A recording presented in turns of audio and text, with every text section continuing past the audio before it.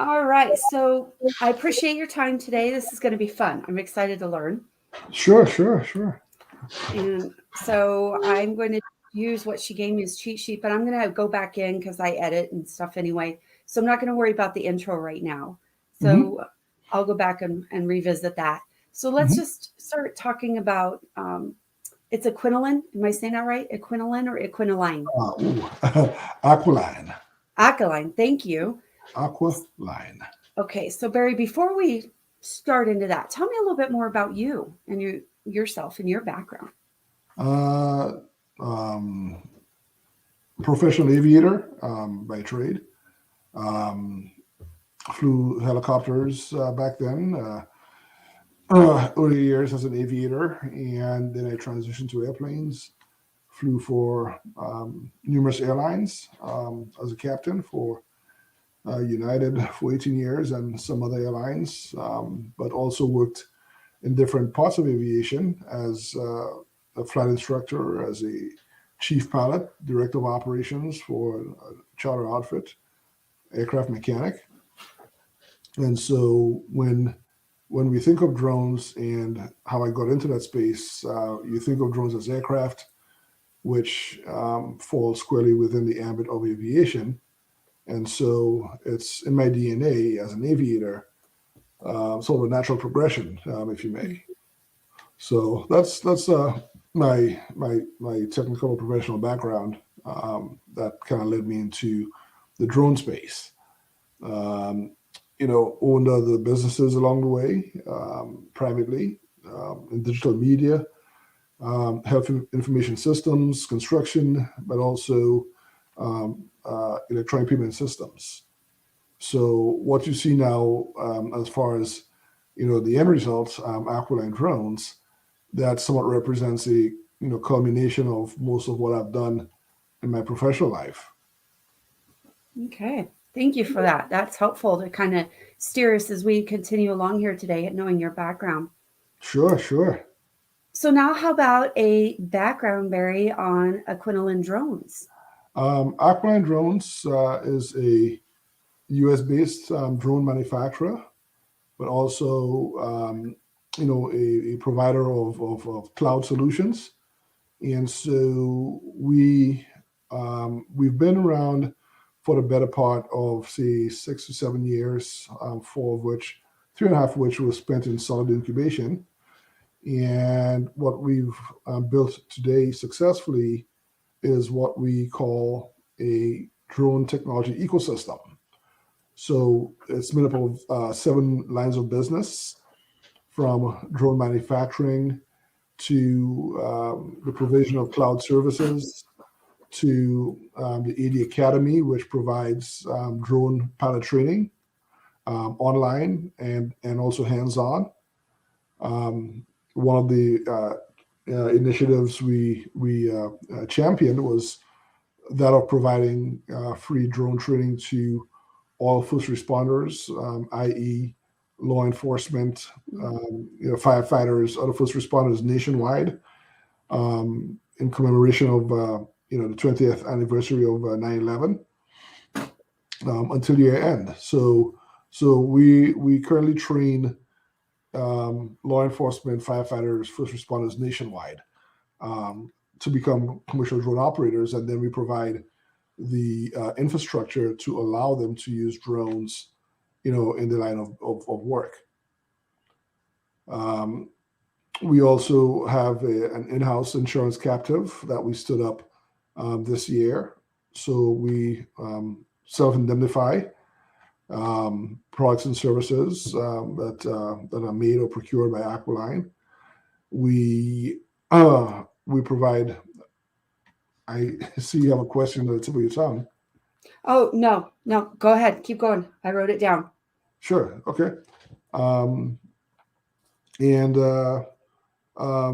we currently have a very, very healthy, book of business. Whether it be in the area of smart farming, energy and utilities, first responder, applications or environments, enterprise asset management, through, inspections of infrastructure, AI monitored, of course, through drones that we use that are enabled with AI to give cognitive capabilities to those drones where they compute on the edge and send that information in real time back to our cloud. So that, in essence, allows us to provide the customer end user with real time data insights, if you may, which most times address their business's bottom line. And how long has the company been in business? Just a little over 3 years. Okay. Yes. All right. And how are drones currently being used? I know there's more and more ways that they're being used these days, but what are the main ones? Drones, I mean, there's a multitude or plethora of use cases for drones. Just think of anything that requires an aerial perspective from multiple, vantage points. Essentially, what birds did for centuries. Now you have, eyes in the sky that provide that aerial imagery of an environment, and so that third dimension is really the added benefit that drones bring to any equation.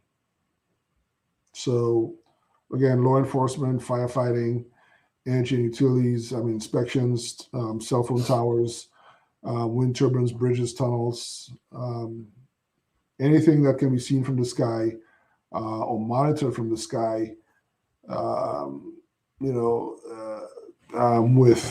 the right camera or sensor package, allowing for thermal imagery, for example, identifying bodies where ordinarily you would not see them in post-disaster environments, is namely the benefit that is derived by society when drones are used. I see agriculture is also listed on there. How are they being used in the field of agriculture? In multiple ways, from your typical geodetic surveys, land surveys and mapping, to fruit counting using AI algorithms to count fruit, apples, pears, berries, what have you, to fruit analysis, to applying pesticides, to precision farming, killing of precise, too much of bugs.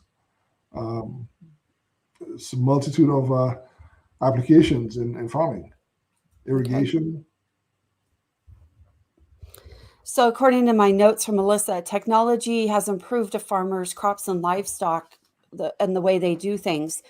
And so, can you go into a little bit more detail on this technical innovation and how this is helping them, grain elevators and the like? Yes. When you speak of farming, it's not just agriculture. You also can include, the management of livestock.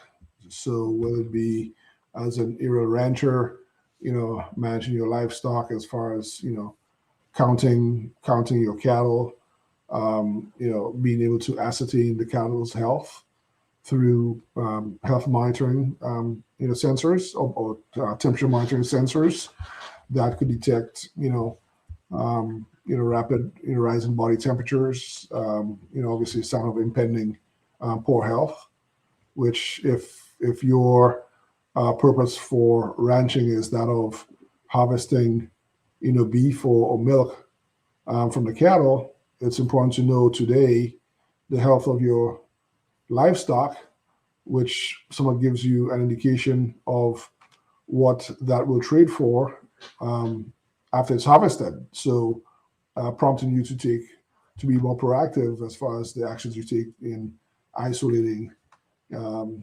unhealthy, animals. Can you share the example of John Deere and how they're using drone technology? I cannot speak I cannot speak. I can't speak to what John Deere does um, professionally. I am aware of some of the things that they do, but I can't speak to it professionally or publicly. Okay. So she has in here, for example, John Deere, one of the biggest names in farming, has begun connecting its tractors to the internet and has created a method to display data about crop yields, similar to smart cars. So I'm not sure what that has. Well, that's stuff we do as well. Um, that's stuff that we do as well. And like I said, it's um, I did not get a chance to Oh, okay. to vet that, but Okay. Well, that's what I'm referring to. yeah, All right. in short, and respectfully, I cannot comment on you know what other companies do that is proprietary in nature. Okay. Yeah, so there's some other examples on here that she gave me that I don't know that you want to address or not. So I'm just going to skip all that. Mhm. What are some specific activities that drones can perform on a farm? And I know you've already talked a little bit about fruit counting, farm surveying and mapping. What about addressing a little bit more specifically? How can it help with damage inspection and watering?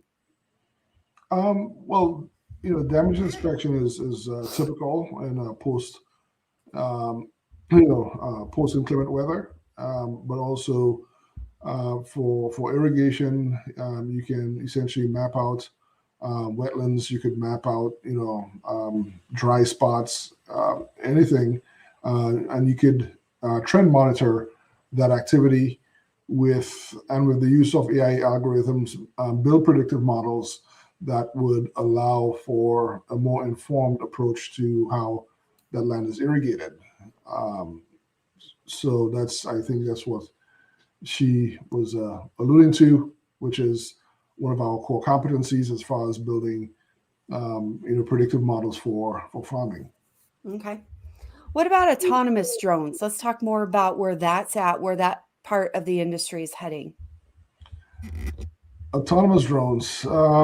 Autonomous drones essentially have, the abilities to the ability to do what it is they're programmed to do with little human intervention. And so, if the drone is programmed to go from point A to point B and perform a task in swarm formation, for example, we're expecting that drone to see and avoid objects. In a case where we use a little bit more advanced neural processing networks. Uh, the drone uses a system that allows it to compute its course in real time, just as a person would. So essentially, it's not your see and avoid capability goes beyond what you see out there, where you're not navigating an object because it was implanted based on a geolocation. It's actually a result of cognition that the drones can sense that it's something that needs to be navigated, and it makes a decision based on the dynamic environment, which way to go, left to the right, or over it, or whatever. But more importantly, autonomous operations goes beyond just program set.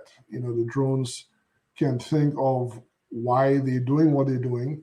They can work in swarm formation as a team, and act on behalf of other team drones. Um, if there's an issue, compared to semi-autonomous operations where there is someone either deploying the drone or retrieving the drone, or using manual override capabilities to do things other than letting the drones do it well on its own. Okay. I'm going to jump back to livestock for just a moment here, Barry. I know you mentioned that, how it can help livestock operations. But how about an example if there's somebody who lost some livestock? Which specific drone technology would come into play in that situation? Um, there is not a specific drone technology. The applications are specific to the level of autonomy that's afforded by the drone, and that comes in the form of AI algorithms that are trained using not just historical data, but machine learning and natural language processing (NLP) to make determinations based on what the drone understands that it's seeing, and to thereafter make prescriptive recommendations as to a course of action for a rancher. Um, a cattle cow straying off, a head of cow straying off um, as a result of it being chased or it being ill, determinations that the drone can make why the animal is fleeing or getting away from the pack. So it's again not a very specific function, but an application that's AI driven that somewhat narrows it down based on the task at hand. Okay. All right. Did you want to talk about some of the specific drones that are available? On my notes, it says Spartacus Max, RGB cameras, thermal cameras. Did you want to address any of that specifically, Barry, on how that could apply to this example? Not necessarily. I mean, the different we build solutions. We don't just manufacture drones, and there's a plethora of drones, and we try to stay away from, or I try to stay away from drones as being the focal point of what resides in the ecosystem. Drones are just essentially gadgetry, and unless they have the right camera set or sensor set or package on them doing very specific things, they're almost useless. They're almost like toys, if you may. Um, you know, we could say drones range from this size to that size to having X number of propellers and you know um, battery life to stay in the air for how much time traveling, how fast. But it's really not the we try to focus more on the salient features or benefits that drones provide. The biggest one is that of keeping humans out of harm's way. So in your asset inspections, for example, in a firefighting scenario, there is issues dealing with hazmat as far as how far how close you can get to a contaminated area that wouldn't ordinarily do, or you would take extra precautions with humans. Identifying, hotspots that you can't with the naked eye, but also use that information for post mission, analysis and also training. So the intrinsic benefits and salient features is what we try to focus on by way of solutions, and not necessarily the actual drone technology, the physical flying unit. Okay. And then it looks like you have lots of exciting developments coming up. Let's go over some of those, including a new training program. Yes. So Flight to the Future was conceptualized somewhere around three years ago, and it's a rich expose of or treatment of curricula designed around special industries.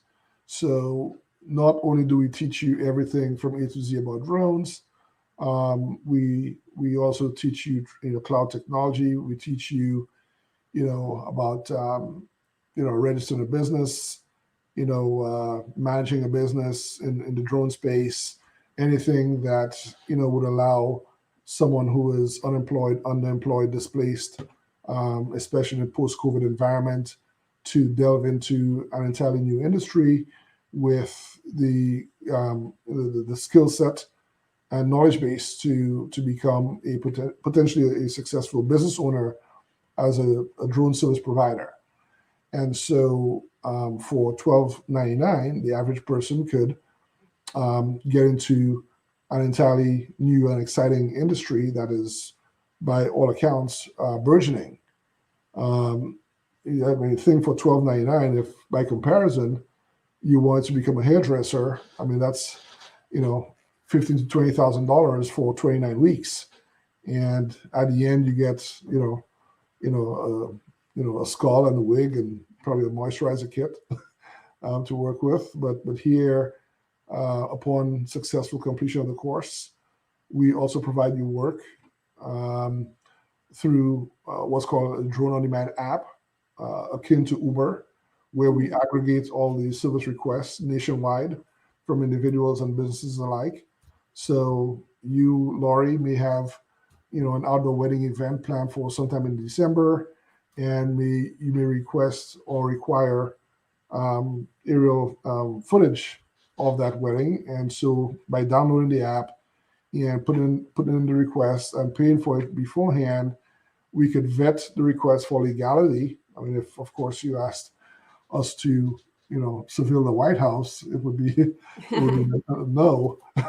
But we could provide that service, and on the day that the service is to be provided, here you have numerous drone service providers, just like Uber drivers, who all have the app that has special functionality, like what's called a command and control dashboard, would accept the job based on proximity to where they are, but also the value of the job, if it's something they're trained to do, if it's something they have the right equipment to do, if it's something our cognitive agent Spartacus recognizes as being something that they can do, and they go to the job. They go to the site, deploy the drone does the job. There is no communication between the drone pilot and you, of course. It's all handled just like Uber, and we take a small amount of the top to pay for the equipment that we've put in their hands when they graduate. That's cool. That's a neat program. Wow. Yes. I think you should enroll. I should, shouldn't I? I need a sidekick. That is really a neat program, though. That's very forward thinking. Thank you. It's obviously getting a lot of traction. People nationwide are using the program. Yeah. I'll have to look into it. Yes. Let's talk about the Agile Manufacturing Pod. No, that's a lot to unpack. But essentially, the Agile Manufacturing Pod is a palletized 17 by 17 to average size manufacturing workstation that came as a result of us conceptualizing decentralized manufacturing. Your typical manufacturing environment requires people to go to those manufacturing centers. We thought the advent of advanced manufacturing should include the ability for people to manufacture from home in the private spaces. So here you have a unit that's shipped to your home or community center, and it somewhat emulates a work environment that you're either familiar with or are about to become familiar with, in which case it's drone manufacturing. And so you could manufacture drones on our behalf in your basement, garage, living room, wherever best suited for its installation. And we coordinate the supply chain through AI. So we know, based on the demand for parts or inventory, when the part should be shipped to you. If it's done as a community effort, then you could change the flavoring of the manufacturing activity. So, first 6 months you could be producing drones. Next 6 months, you could be making dentures, prosthetics, anything from A to Z. And next thing you know, you have a decent or an all-encompassing, manufacturing ecosystem within the community. But it also addresses, on the flip side, it also addresses some of the encumbrances of people getting to work, with mobilization of the workforce, childcare, anything from A to Z. And you can imagine a post-COVID environment where working remotely is becoming of great appeal to the general populace. It dovetails nicely into that environment. Okay. All right. And Barry, I don't have a lot of questions on that. The last thing on here to maybe address is your launching of America's first public drone showroom. Okay. We could talk about that. But let's talk about the launching of 80 airlines. Oh, okay. We just, as of last week, we were granted authorization by the FAA as a full-fledged airline. Oh, and cool. So Okay. it's something that we've been working on for the past few years, and we were successful at putting together all the material for the FAA, i.e., manuals, operations manuals, maintenance manuals, safety manuals, everything from A to Z, training manuals. And we were successful at making it through every testing and evaluation gates that the FAA had, whether it be, conformity checks or, check rides or, operations inspections, things of that nature, leading to us getting what's called an air carrier certificate. The long-term goal here is to operate manned aircraft, which your typical airplanes and helicopters, and drones under the same certificate. Eventually, and that's been the biggest challenge of the FAA, is how do you integrate drones into the national airspace system? Well, if you treat them like a regular aircraft, which the FAA is very used to regulating and controlling, then it only makes sense that you use the same vehicle of organization and maintenance to fit your drones into. So here we have an air carrier certificate, 80 airlines, and our initial focus is going to be on aeromedical transportation, the transportation of human tissue and organs and blood, for example, through a well-coordinated AI-driven network, blockchain, hyperledger, of course, with chain of custody, so everyone within the system knows where the organ is at all times, which is a far cry from what exists today, in so much that you have a 20% discard rate on human tissues and organs, not because of a lack of available organs, but a lack of synchronized and efficient transportation and coordination of transportation activity. So 80 airlines will focus primarily on aeromedical transport of human tissue, organs, blood, and other time and life critical components or cargo. Very interesting. This is cool. Yes, thanks. It's very forward thinking. I love it. Okay. Did you want to talk about that public showroom, or you want to save that for another day? Well, the showroom is the first of its kind. There's no other drone showroom in the country, so that that makes it a little bit eye catching.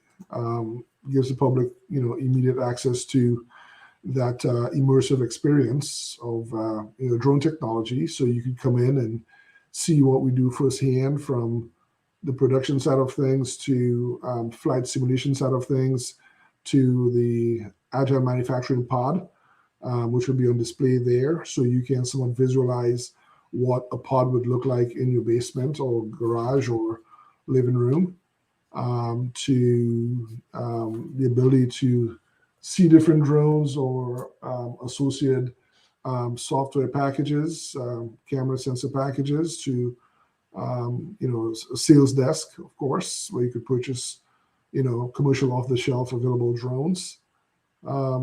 So again, an immersive experience, somewhat like a car dealership, where everything is on display and everything is for sale. Mm-hmm. Okay. All right, Barry. And you probably said this in here, but remind me, where is the company actually headquartered out of? We're out of Hartford, Connecticut. Okay, thank you. 750 Main Street, right in the center of downtown Hartford, with the broad aspiration of making Hartford the drone capital of the U.S. Cool. And so building that epicenter requires us to scale from where we are, occupying 5 floors in the stock building, to building,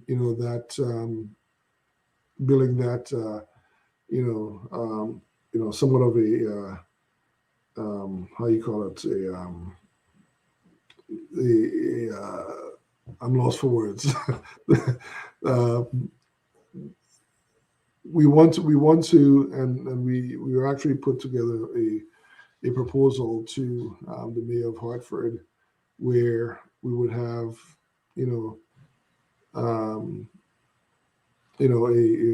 a square 1 square mile of AD activity, including renaming the current Civic Center from the Excel Center to the AD Center. So essentially an AD campus is okay. We're cool. hoping to have it very soon. Well, it gives me stuff to watch for. Yes, where are you located? I'm in Colorado, Eastern Colorado. Yeah. We dealt with a company there years ago called Juniper Unmanned. But they provide drone services. They don't manufacture anything. They just provide drone services. All right, Barry. Well, I think I've kept you long enough. Great interview. Thank you. You're very, very welcome. And do feel free to come back for more. Okay. I will. I appreciate your time. Thank you for dedicating this to me. Absolutely. Stuff's happening on a daily basis. Stay in touch. Stay tuned. You can also find me on LinkedIn. Send me a request. I will. The information is updated almost on a daily basis under my profile that Elisa manages. So you learn everything there too. All right. Well, Barry, it was a pleasure to talk to you and get to know you. I appreciate it. Laurie, the pleasure was all mine, and thanks for a very comfortable interview. Yeah, it was fun. I love learning stuff. I took a whole bunch of notes while you were talking. So, okay, Barry. Thank you. Okay, you have a good day now. You too. Bye-bye.